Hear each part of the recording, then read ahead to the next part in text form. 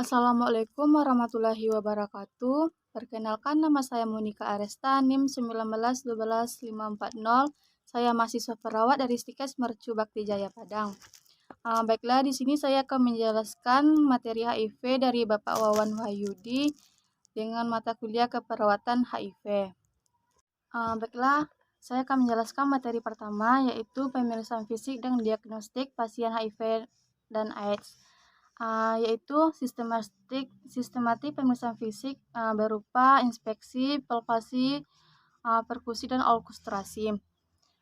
Yang pertama yaitu inspeksi. Inspeksi merupakan langkah satu dalam memeriksa seseorang pasien atau bagian tubuh general surgery seperti status mental, langkah, cara berjalan, postur tubuh, cara berbicara, kulit, pergerakan tubuh, bau nafas, dan status gizi. Yang kedua yaitu ada palpasi. Apa itu palpasi? Palpasi yaitu metode palpasi dengan cara meraba menggunakan satu atau dua tangan. Tujuannya untuk membedakan ukuran, konsistensi, tekstur, lokasi, suhu, nyeri, dan diraba dengan ujung jari. Area palpasi itu ada palpasi dada, palpasi jantung, dan palpasi abdomen. Yang ketiga yaitu perkusi. Perkusi itu merupakan metode perkusi dengan cara pengetahuan pada bagian tubuh dengan menggunakan jari tangan atau alat kecil yang menghasilkan bunyi perkusi, penting untuk memeriksa dada dan abdomen. Yang keempat yaitu alkustrasi. Alkustrasi adalah metode dengan cara mendengarkan bunyi yang berasal dari dalam tubuh, seperti frekuensi, intensitas, durasi, dan kualitas. Frekuensinya seperti ukuran jumlah getaran sebagai siklus perensif. Yang selanjutnya itu stadium klinis HIV dewasa. Yang stadium pertama yaitu stadium klinis 1, tidak ada gejala, kelenjar limfe menetap. Stadium 2 yaitu berat badan menurun kurang 10% dari BB semula. Inspeksi penularan nafas berulang, alkus oral yang berulang, inspeksi jamur kaku.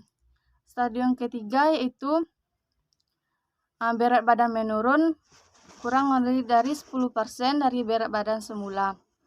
Diare kronis yang tidak diketahui penyebabnya selama 1 bulan. Demam, TB paru, inspeksi bakteri virat. Stadium 4 yaitu HIV wasting syndrome, berat badan 10% tambah diare kronik, pneumonia bakteri berat badan yang berkurang. Selanjutnya itu materi kedua yaitu penelaksanaan pada pasien dengan HIV/AIDS dan terapi ARV.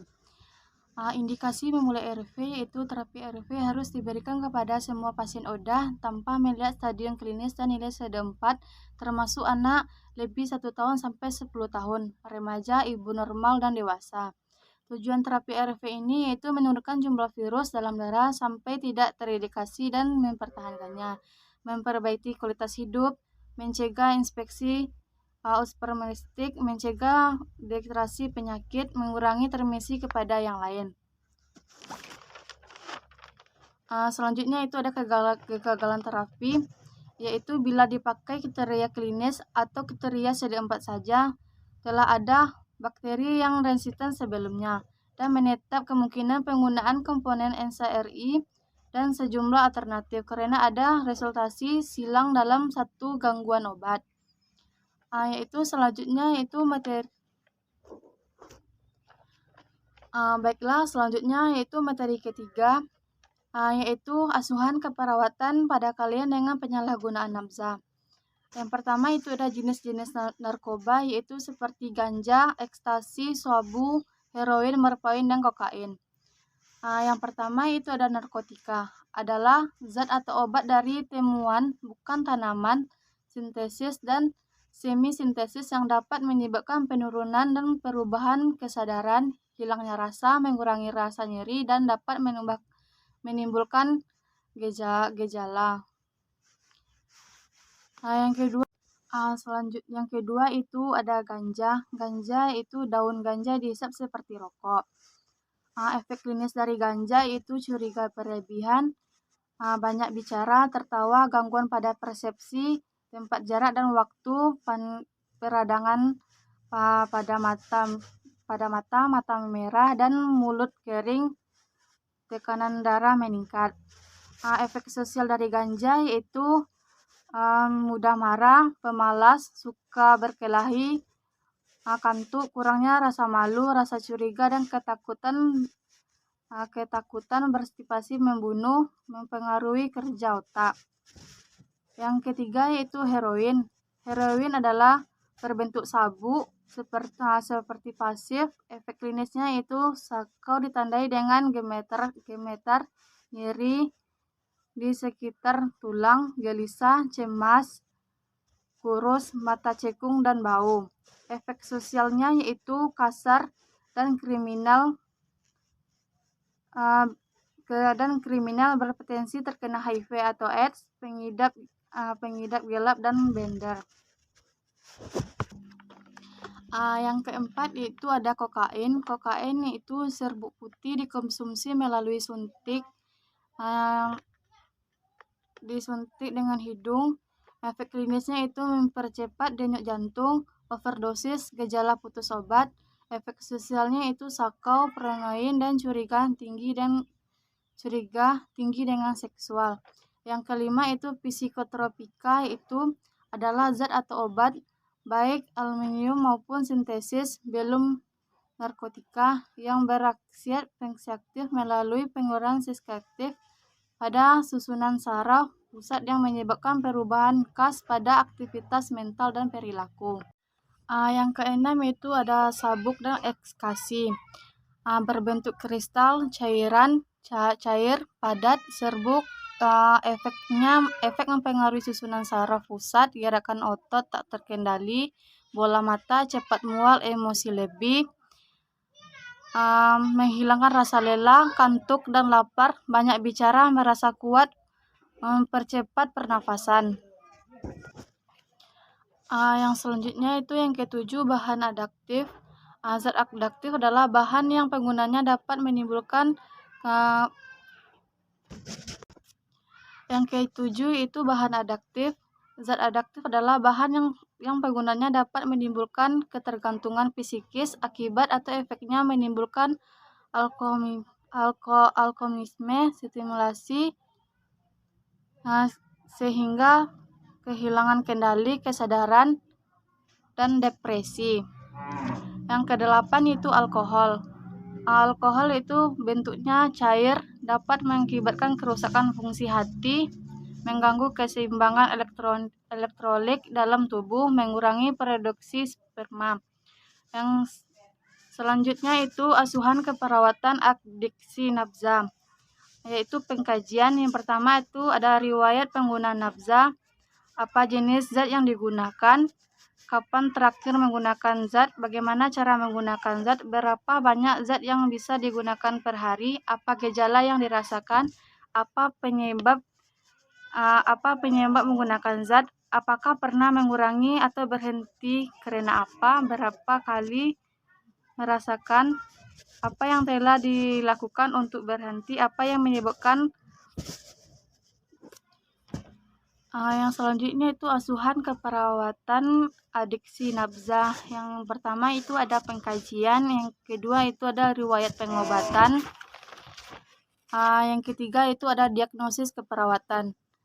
Diagnosis keperawatan itu seperti coping individu tidak efektif, gangguan sensasi persepsi, resiko tinggi, mencederai diri sendiri dan orang lain, harga diri rendah, serta diagnosis karena penyakit fisik yang menyertainya.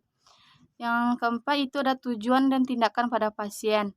Yang pertama yaitu mengenali dampak penggunaan zat, meningkatkan motivasi untuk berhenti, mengontrol keinginan untuk menggunakan zat, meningkatkan kemampuan menyelesaikan masalah, mengubah gaya hidup, mengenali gejala insekusi atau zat dengan terapi prenatal.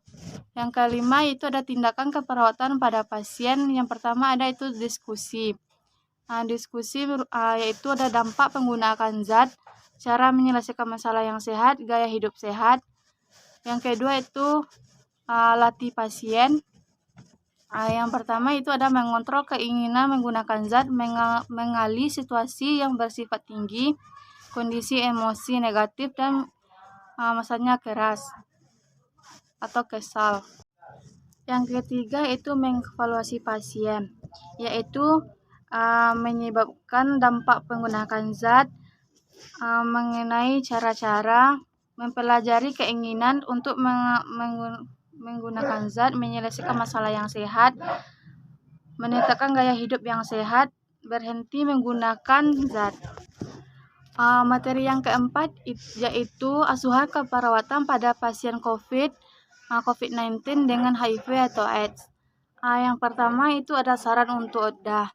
Yang pertamanya itu jaga kesehatan, yaitu pakai masker, cuci tangan, dan jaga jarak.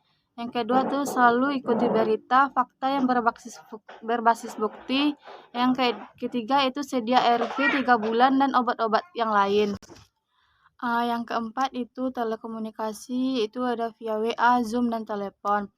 Yang kelima itu jangan putus obat.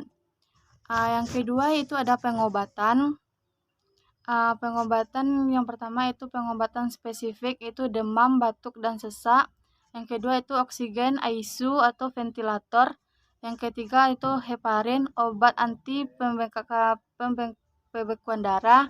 Yang keempat itu koksi, organ vital harus dijaga. Yang keempat itu fungsi organ vital harus dijaga. Yang selanjutnya yaitu yang ketiga, ada faktor resiko keperawatan. Yang pertama itu usia lebih 65 tahun, kewaspadaan berstandar seperti kebersihan tangan, sarung tangan, gaun, peralatan keperawatan pasien, kontrol lingkungan, yang keempat itu ada peran perawat pengendali inspeksi, yaitu mencatat inspeksi, melihat tindakan medis, pengalaman klinik, komunikasi personalitas. Selanjutnya itu ada peran dan fungsi perawat pengendali inspeksi. Yang pertama ada manajer, praktik klinis, konsultan, peneliti, pendidik, komuniktor, evaluator, auditor, dan investigator, dan member. Baiklah, sampai di sini rangkuman materi dari saya. Jika ada kesalahan, saya mohon maaf. Assalamualaikum warahmatullahi wabarakatuh.